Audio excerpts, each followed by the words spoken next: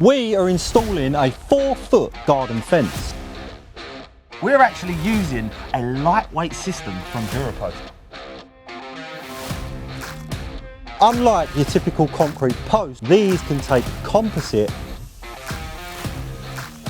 and your standard timber panels. And before we start this install, we need to remove what's left of the original fence. Phil's been watching some YouTube videos just like you guys at home about removing fence posts. We've got Ben here today, so we're going to catch up with Ben from Durapost. But Phil has this little trick that we're going to try that all new to you guys at home using this stuff. And this stuff is a high lift jack, also known as a farm jack. So we got this off of Amazon. It was nice and cheap. I believe it was £80. Got ourselves a ratchet strap, and then we attempted the little trick that I had seen. And you're going to see things don't always go to plan when you're trying it out for the first time. That's a nightmare. Well, we removed the post, just not all of it. You know, it don't always go to plan, you know. Right, hook that in. Round two. Yeah, hook that in. We just stupid clapping. Oh. So after that first foul, we decided to give it another crack. So we got it all strapped up and got the jack on, and you would not believe it. It fouled again. So out come the shovels, and it was back to the original idea of just digging it out, which is a lot more work and a lot more time consuming. But don't worry, we haven't given up on that farm jack just yet. We are going to give it another crack.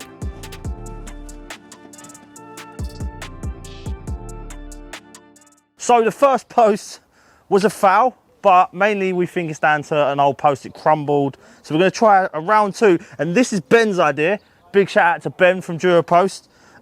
We don't know what this is. If you know what this is, drop it in the comments below. But we've decided to put a bit of metal over this, and then we're going to try and jack it, and it should jack it off on its own strength. How that goes, we don't know. We're going to find out. And who doesn't love a good jacking off? So we got that piece fitted down on the bottom of the post, and it started to crack again, but we didn't give up. We knocked it a bit lower on the post, and finally, success. And what we had realised is we needed to put that jack a bit further away and then at an angle. And once we got that down, it was working. An absolute treat for the rest. We're up to our last post, but before we remove it, I just want to talk about some of the problems clearly present in this one and what can happen to concrete posts. So I've just been talking to Ben, and he was explaining that you can get basically water ingress into your concrete from the mould itself. You have little fine cracks. The water gets in, it can freeze, and then you end up with this, and then eventually the steel starts to rust, and then it falls apart exactly like this one has. And I'll be honest, I haven't got the highest of hopes of our little trick working on this one, because it looks like it's going to fall apart. Nonetheless, we give it a go, and to our disbelief, it actually worked and come out whole. Probably the easiest one we have done so far. Right, now that the run is clear and all the old posts are out, it's time to pull a string line, which is literally a piece of string, like so, along where the new fence is going. So we're going to use a metal stake at this end, where the old fence was. And then we're going to pull the string all the way down to the section of existing. But if you didn't have that, you could put another stake. So we put a screw in the fence this side to hold the string line tight. Ben's done that end, so on my end we double it up and we give it some turns like so, so just twisting it, hook it over our stake, and then before we do anything else we need to sort of pull the tension into the line, so we pull them in opposite directions like that. And you need this nice and tight because the wind can catch these, so that's got loads of tension under that. And then if we just pull it back on itself, and then we unhook my microphone, we just pull it back on itself. It's got enough friction to hold itself, and that's our line pulled. This has took a battering from the posts. That wheelbarrow is like brand new. I don't know what your problem is. So with our string line pulled, we can get our first post dug out. So these go in around 600 millimeters, depending on how your ground falls. So we got that dug out, and then we get ready to install our first post. So this post isn't like the rest because it's the start of the fence. We use a 70mm square post, and then we attach a U channel to it using some Tet screws supplied by Durapost. So we just send 4 of those in along the length of it, and then we can drop that whole piece in and get ready to install it permanently. Is that mark? Yeah, you No, the mark's next to it. You're just rubbing my pencil mark off. Oh, good day. So once we had established that Brad had no idea what was actually going on, I started to get that first post set into the hole. So we level it up, or plumb it up I should say, on both sides, and then using a rubber mallet we just tap that down into the soil, unlike concrete where you actually lift them up and put soil in. Just double check that one more time.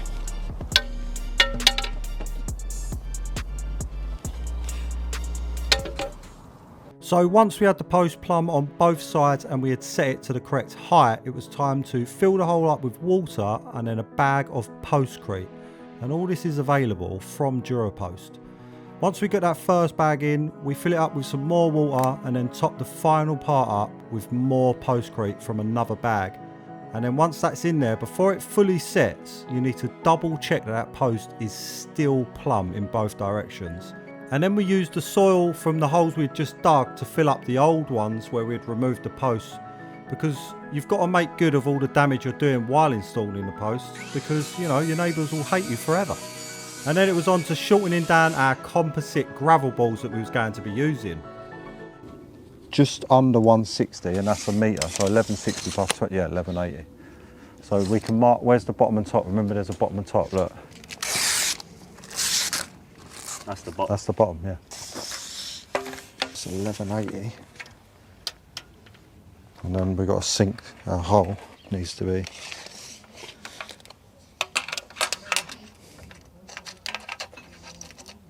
$620. But that's 620 from the bottom of the gravel board. So what you've just seen me do there is measure out for the size of panel we're using and also the gravel board, including a little pyramid cap we're going to be adding to the top. So the reason I've done that is because these are designed for many different styles of fences. Brad keeps giving me this upside down, it's like some sort of trick. That's it, now it needs to go down. So we need to check this first. So you'll notice the post style was slightly changed. So these are the I-beams that we're going to be using for the rest of the fence. We only use those square ones at the start and the end. So we get that knocked into position, and then using some packers on the other end, we start to get it level. Spot on. Spot on. The reason we had to use those packers is because that first little section we're coming off of won't be having a cap. So we've just packed it up 20mm to make it level with the caps that we are using on the rest. So once we get that in, we knock it down into the ground like we did the first one, get our postcrete in, and then it's time to screw our gravel board into position, making sure it's nice and level. And then we can start moving on with the next post, remembering that we're dropping each panel by about 110mm it worked out for us. And that measurement literally comes from putting a level on the bay and then measuring the gap between the level and the ground. Now, something to note here, even though this system weighs up to 80% less than its concrete counterpart, it's actually been wind tested up to 110 miles an hour. So it's super strong and reliable. So it's gonna last. That is 2 bays of fencing in. So what I'm doing to mark out where we're digging is I'm using the gravel board itself. So I'm just sliding it into position, and then I'm marking the ground, and then I'm digging our holes with a grafter and the little post hole shovel things. Don't know the proper name, but you get what I mean. So once we dig our holes, we're setting our posts in, and then we're concreting it with the panel in position. So you can remove these so they don't get so damaged with the cement and everything, but we're just doing it this way, leaving the protection on, and then just making sure we rinse any wet cement back off, because we don't want to stain them, obviously. So what I'm doing, I'm cutting the gravel boards down, because these are designed for 2 sizes of panel, so popular 1830 and 1800. Ours are the smaller size, so we're just knocking that off the end, which you can do yourself. And we're just using a skill saw, cutting them down, and then we can slide them in. So I got on with cutting down our gravel boards using that old trick of a speed square and the skill saw. And once that was cut, I actually removed some of the protection from the ends. Because we're not removing these gravel boards, we don't want to get that trap. So I just pulled it back, folded it over because I don't want to remove it all. And then I sent Brad to dig one hole. Just remember this, one hole out of the whole fence. He's got one hole to dig. What the is that? No, actually just dug too deep. Put some dirt back. I didn't dig. You said 600 and then dig it and then you... That's 600. Well, it ain't going to be that, is it? It's going to be more. It's 710, you Yes. You was at 550. You was there. I said, go about 50 mil. You went, you no worries. Yeah, look after that. I put about 3 scoops. Oh my God. Looks like you'll be putting that back. I'm going to have to start doing him like little paper drawings so you can follow it with pictures. I swear I took like 3 more scoops out after you said, I've got a little bit more. So once I'd finished telling Brad how proud I was of his amazing hole, we got all the dirt put back and got that cemented into position, ready for the last bay. As you guys might notice, our fence is actually stepping down. So to get the drop, we're actually using a level between the 2 posts. We're going to lift it up and we're going to measure the distance from the level to the ground. We are going to take that measurement and do an equal drop between each panel because this driveway has a fairly even fall. You don't have to have an equal drop like this one. If your ground is a bit more up and down, you can just adjust each bay individually. So now Brad's giving you that completely unscripted instructional part. We can get on with getting the last of the bays into this fence. And you'll see we're starting to get a bit deep now, but there's a reason. A quick tip for you. So when we're dropping our bays, so for us it's 110 millimeters. If you mark your previous post and put a clamp on it, you can then use a level between your clamp and your lower post rather than trying to measure it and put things in. It's a much easier way to get your level. So one of the big differences between fitting concrete posts and these steel posts from Durapost, post.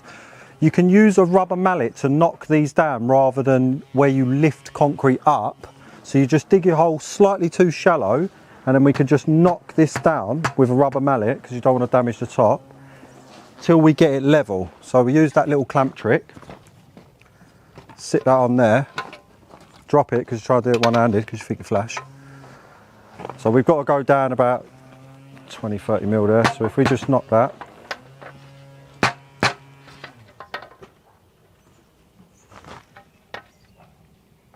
And we'll keep doing that until we're level.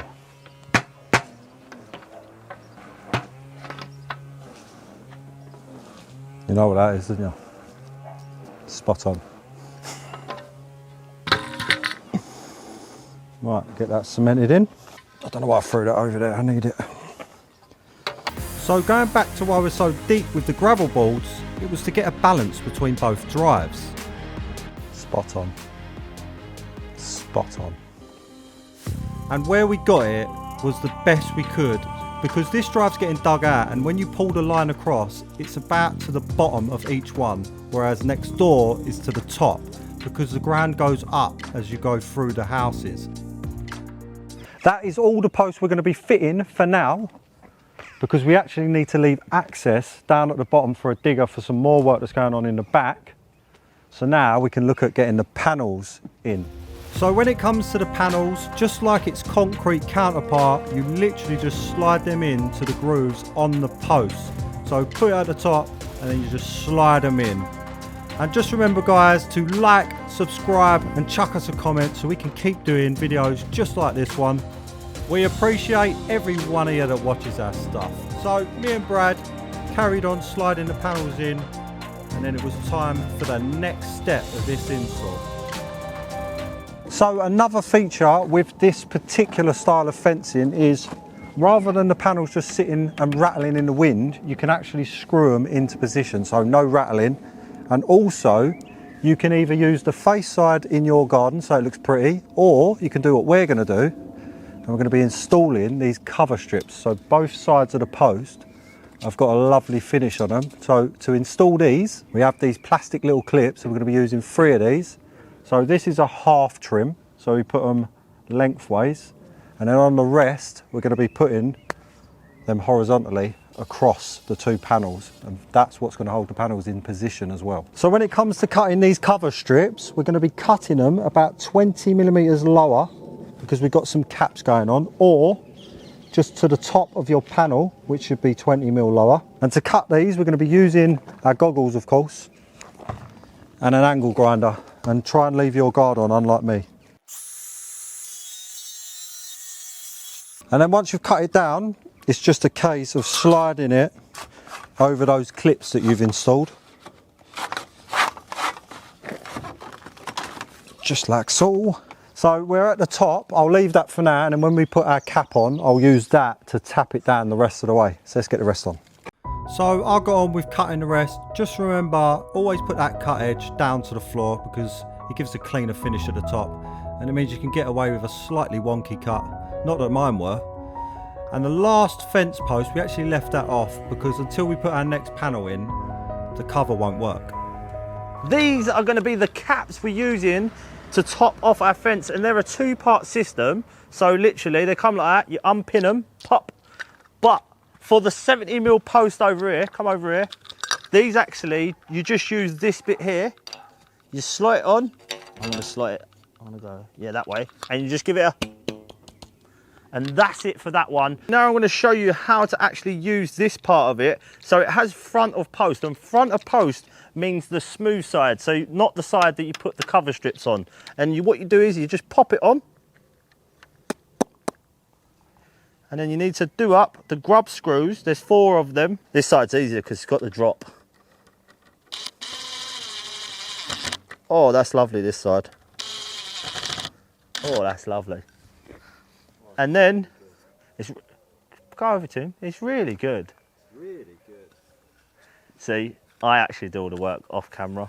Phil actually does a lot of that. Right, and in a simple case, you have these 2 little pins either side, and you just slot one side over, push the pin in, and then you want to hear the, and that finishes off that. I'm going to continue along the fence, putting the rest on. So once we got all those caps installed, we got on with some topsoil on the neighbour's lawn. Because we're not complete asbos, we wanted to leave it looking a little bit nice. So we got some seeds, got some topsoil, and just made it like we was never there. The fence is complete. Massive shout out to Durapost, and just remember to like and subscribe. Subscribe. Love you, bye. I don't know where, I literally have no idea where it keeps going.